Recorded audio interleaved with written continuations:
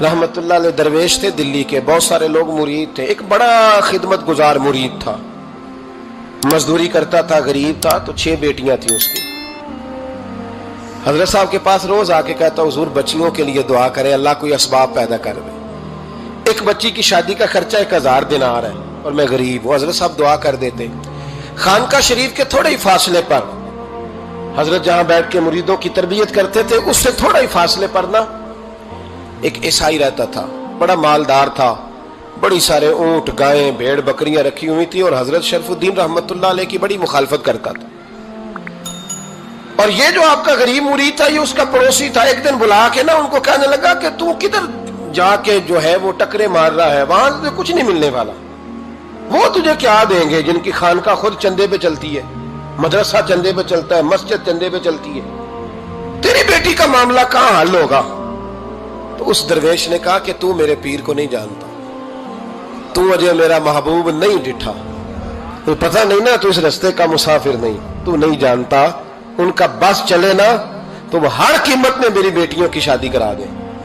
اب وہ عیسائی تھا، کہنے لگا اچھا چلو ٹھیک ہے، اگر اتنی بات ہے نا تو جاؤ ان سے جا کے کہہ دو کہ 6 سال کے لیے میرے ساتھ معاہدہ کر لیں، وہ میرے جانوروں کو چارہ ڈال دیا کرے، 6 سال ڈیوٹی کرے، میں 6000 دینار دے دیتا ہوں۔ وہ میرے ساتھ 6 سال میرے جانوروں کو چارہ ڈالے، رکھتے ہیں نا آپ چارہ ڈالنے کے لیے ایڈوانس پیسے دے کے، اب تو لوگ انہیں بھی غلام ہی بنا لیتے ہیں، بڑی تھوڑی تنخواہ دیتے ہیں، ظلم کرتے ہیں، پورا معاوضہ نہیں دیتے۔ حضرت شیخ شرف الدین کے بارے میں وہ کہنے لگا جب اپنے پیر سے جا کے کہہ کہ میرے جانوروں کو 6 سال چارہ ڈالے، میں 6000 دے دیتا ہوں، تو جو کہتا ہے ہر قیمت پہ جانے کو تیار ہے۔ اس نے جب یہ بات کی تو مرید نے ناراض ہو گیا، وہ لڑائی ہو گئی، گریبان پکڑ لیا، جھگڑا ہوا، بات بڑی دور گئی، اس طرح کی بات کرتا میرے حضرت کے بارے میں، تیرے جیسے کئی میں وہاں کام پہ رکھا دوں۔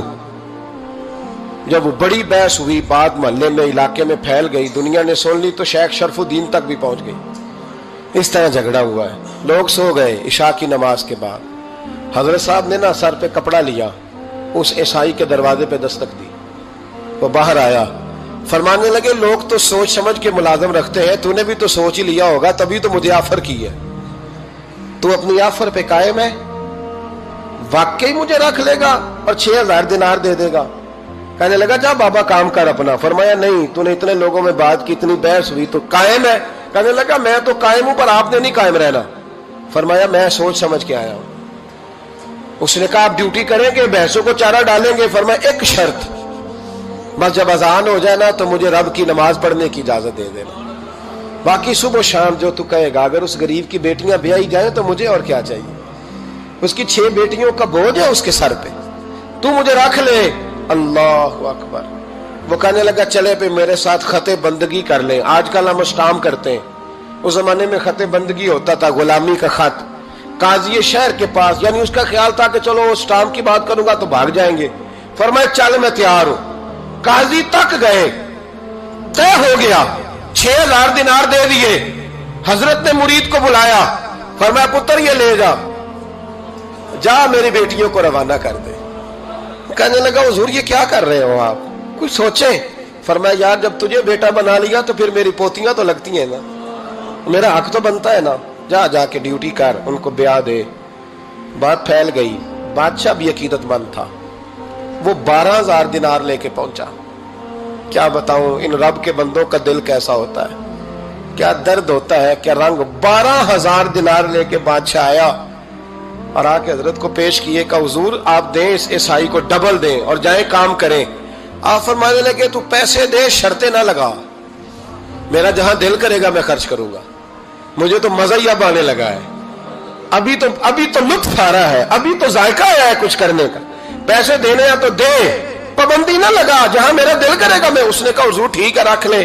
حضرت نے فجر مسجد میں پڑھی، جیب میں 12000 دینار تھے، اعلان فرمایا بھی کسی اور کی بیٹی بھی بیٹھی ہے تو پیسے میرے پاس ہیں۔ وہ 12000 دینار بھی بانٹ دیا، اور 12000 دینار بانٹ کے نا تو پھر چلے گئے کھیت میں چارہ کاٹنے۔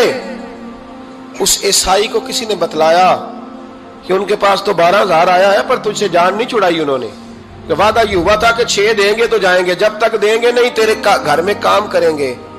وہ نا چارہ کاٹ رہے تھے، حضرت صاحب تو وہاں پہنچ گیا، دور جا کے کھڑا ہو گیا، کہنے لگا بابا پہلے تو میں نے مسلمانوں کے اخلاق سنے تھے، اب تو میں نے دیکھ بھی لیے، پر یہ بتا جب 12,000 آیا تھا جان کیوں نہیں چھڑائی؟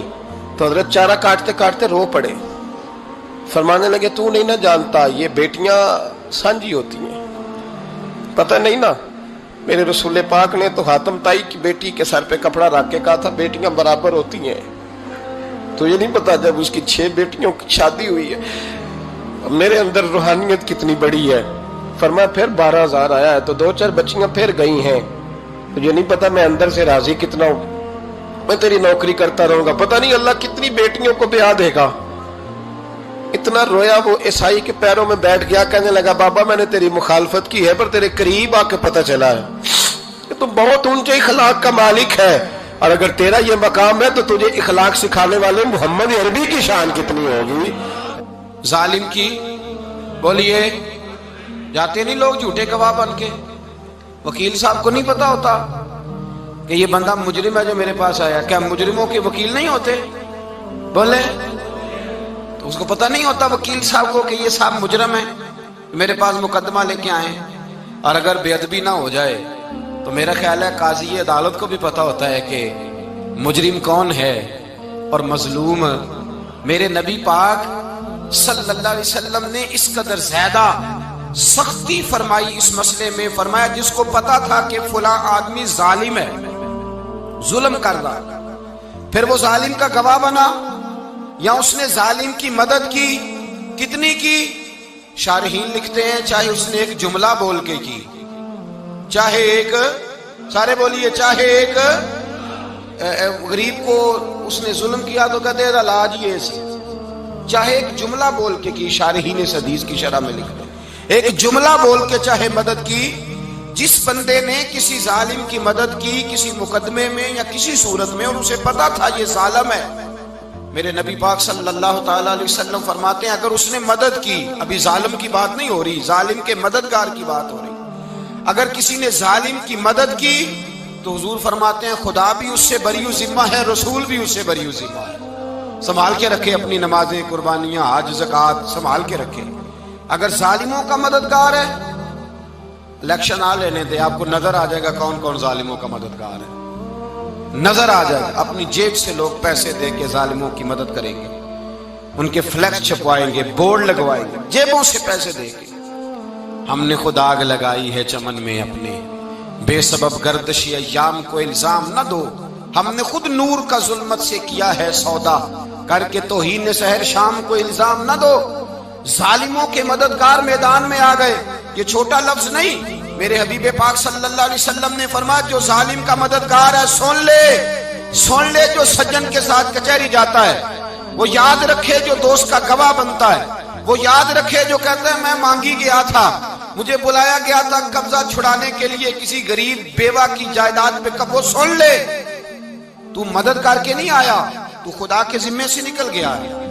رسول پاک نے فرمایا تیرا میرا تعلق ختم ہو گیا، تو ظالم کا مددگار ہو گیا، پھر تو کہتا میں بے چین ہوں، میں بے قرار ہوں، میں آزمائش کا شکار ہوں، پلٹ کے دیکھ تو صحیح تیرا گناہ کتنا بڑا ہے۔ میرے نبی پاک صلی اللہ علیہ وسلم کا ایک اور فرمان سن لیں، ابن ماجہ ابو داؤد میں موجود ہے، اس حدیث کو آپ نے یاد کر لینا ہے، کر لیں گے انشاءاللہ، سارے کہیے انشاءاللہ، کر لیں گے یاد۔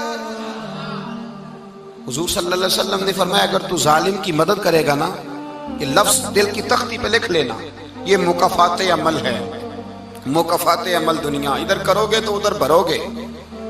فرمایا اگر تو کسی ظالم کی مدد کرے گا، سن لے حضور کا فرمان ہے، اگر تو ابن ماجہ ابو داؤد سیاہ میں موجود ہے، فرمایا اگر تو کسی ظالم کی مدد کرے گا تو رب تعالیٰ مرنے سے پہلے پہلے تیرے اوپر بھی ظالم کو مسلط کر دے گا، تیرے اوپر بھی ایک دفعہ ظلم ضرور ہوگا اگر تو ظالم کی، وہ کسی صورت میں بھی ہو سکتا ہے، کسی صورت میں بھی، تیرا بیٹا ہی اٹھ کے ظلم کر دے گا، تو الجھ جائے گا، کسی نہ کسی جگہ تیرے لیے تباہی کا سامان ہوگا، تیرے اوپر ظلم ہوگا، اس لیے کہ تو ظالموں کا مددگار ہے۔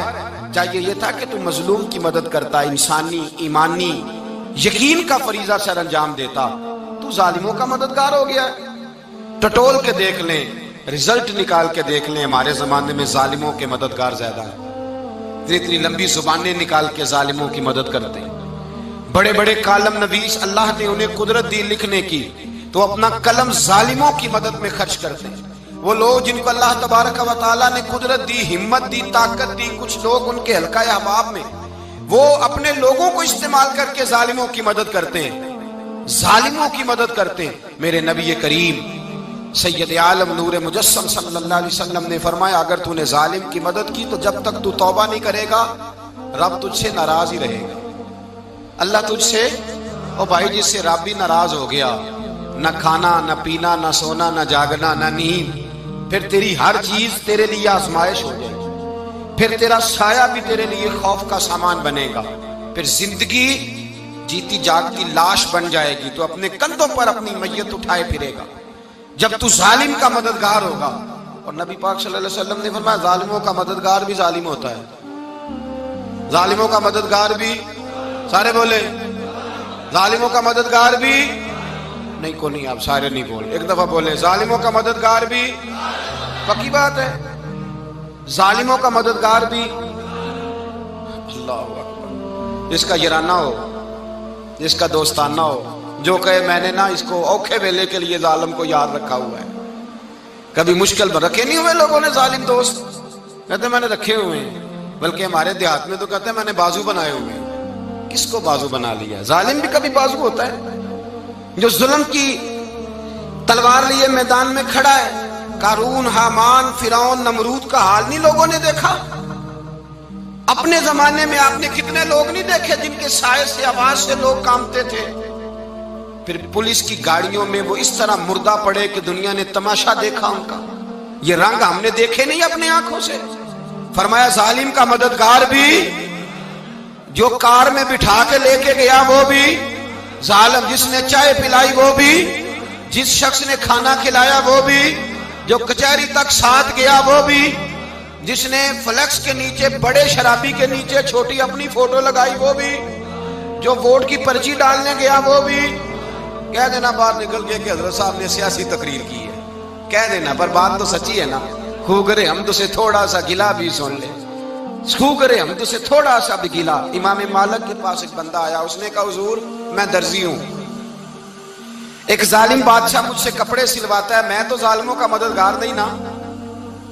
ایک ظالم بادشاہ مجھ سے، حضور میں تو مددگار نہیں نا ظالموں کا، جو فرمایا ظالموں کا مددگار بھی ظالم ہوتا ہے، تو کپڑے لے کے آتا ہے میں سی کے دے دیتا ہوں، ذمہ داری نہیں۔ یہ ایک آدمی دکاندار ہے، اس سے کوئی بندہ چیز خریدنے آئے گا تو تھوڑی کہے گا میں نے نہیں دینی، تو دے گا۔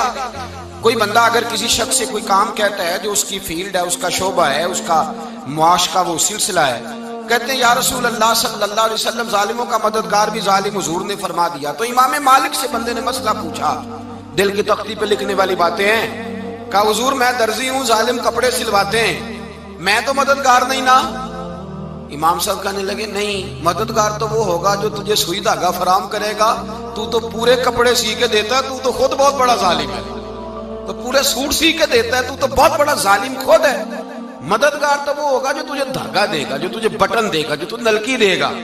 جو ظالم سے اتنی نفرت، ظلم کر کے بندہ ہے، یہاں تو ہمارے زمانے میں ہیرو بن جاتے ہیں لوگ، ظالم ہیرو ہے، لوگ اس سے ڈرتے پھرتے ہیں، گھومتے پھرتے ہیں، اور بہت سارے کم مزاج لوگ اس کے پیچھے ہاتھ باندھ کے پھرتے ہیں۔ ظالموں کی مدد کرنا، ظالموں کے ساتھ رہنا، یہ ظلم ہے، ظلم، یہ زیادتی ہے۔ میرے نبی پاک صلی اللہ تعالی علیہ وآلہ وسلم نے ارشاد فرمایا، یاد رکھو رب فرماتا ہے میں مظلوم کی مدد ضرور کروں گا، چاہے جلدی کروں چاہے دیر سے کروں، میں مظلوم کی مدد۔ اور حضور صلی اللہ علیہ وسلم نے فرمایا ہے، حضرت معاذ بن جبل کہتے ہیں حضور نے مجھے یمن کا گورنر بنایا، جب میں جانے لگا نا تو حضور نے بڑی نصیحتیں کی، بخاری میں موجود ہے، فرماتے ہیں جب میں پلٹنے لگا تو میرے رسول نے فرمایا معاذ ایک منٹ ٹھہر جا، ایک بات میری یاد رکھنا، اس کو نہ بھولنا۔ کہا حضور کیا؟ فرمایا دیکھنا کسی پہ ظلم نہ کر بیٹھنا، کہیں تجھ سے زیادتی نہ ہو جائے۔ محبوبہ پھر حضور نے فرمایا سن میرے معاذ، میں تجھے گورنر بنا رہا ہوں، زیادتی نہ کر بیٹھنا۔ یا رسول اللہ صلی اللہ علیہ وسلم کیا ہوتا ہے؟ تو میرے کریم نے فرمایا جب مظلوم دعا کے لیے ہاتھ اٹھاتا ہے تو عرش کا مالک کہتا ہے فرشتوں پیچھے ہٹ جاؤ، عرش کا مالک کہتا ہے فرشتوں پیچھے ہٹ جاؤ۔